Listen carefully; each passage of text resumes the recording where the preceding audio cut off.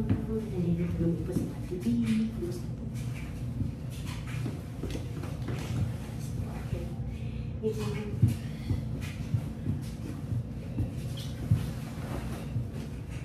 Nag-ihaw kami ng mais, oh. Sige mga kababayan, yan. Tapos ayun, mamaya ulit. Kababayan, yan po yung uling namin. Mga simpleng buhay, yan. Ayan. Yan ang uling. Tapos ayun, oh. Uling na uling din, kasama din yung mais, uling na rin. Ang puno niyan mga kababayan, mga simpleng buhay, yung isa yan po ang puno, kaya ganyan kahaba ang bunga. Ayan, di ba? Ayan po. Ayan, ayan.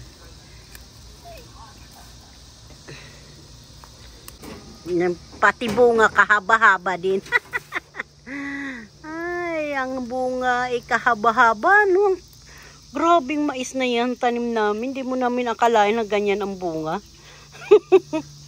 Saya, dito lang yan. Dito lang yan. Ayan na po ang inihaw namin na tilapia. Masarap po yan. Ako ng kalabasa, gagawin bulang lang. Ayan po. Tatakpan po natin ulit, ha. Babayan, hinalo ko kamayan, dili, palaya, talong, sitaw.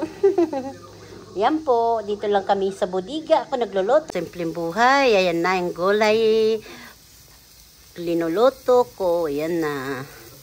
Hinalo na yung kalabasa. Hinalo na yung okra, talong, ampalaya. Ayan ang isda mga kababayan. Ang halo namin doon sa gulay. Nagluluto kasama ko ang apo ko, si Bibi Mayumi, na maganda. Hello. Sabi mo po, good morning, good morning. Kasama ko po si Lola Vilma, si Simpleng Buhay si ang lola ko. Yehey, hello. Tararara, rarara, rarara. Mahal ko ito ang apo ko, si Bibi Mayumi. Rararagi.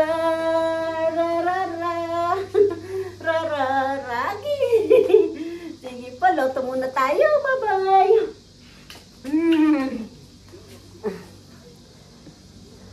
Yung talbos ng kamote, mga kababayan.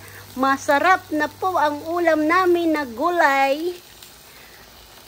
Bulang lang po yan. Ang bulang lang na masarap. Ayan. Walang sili. Ayan, paminta po yan. Ayan po mga kababayan. Masarap na po yan. Nako. Ilang kilo. Dito kami yan sa bodega. Ayan lang. Ayan. Dito kami nagluluto niyan. Dito sa ayan na po ang inihaw namin na tilapia sa kapampano mga kababayan. Hindi lang namin linagay sa gulay yan. Kukuha. Ayan na po. Tapos na po yan mga kababayan.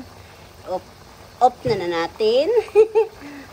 Salamat sa panonood. I love you all mga kababayan. Dito na nakakain yung asawa ko sa bodega. Kasi may pasok pa siya pang 2:00 ng hapon. Ayan. Dito na lang siya kakain. Una muna siya kasi kami nandito lang naman kami sa bahay. Ayan po, kumakain na po. Kamayan na po. Ayan, kumakain na siya sa kamayan. Dito lang yan sa bodega namin, mga kababayan. Sarap. Karga ko kasi apo ko kaya hindi ako makapag dampot ng isda kasi may sili po yan eh.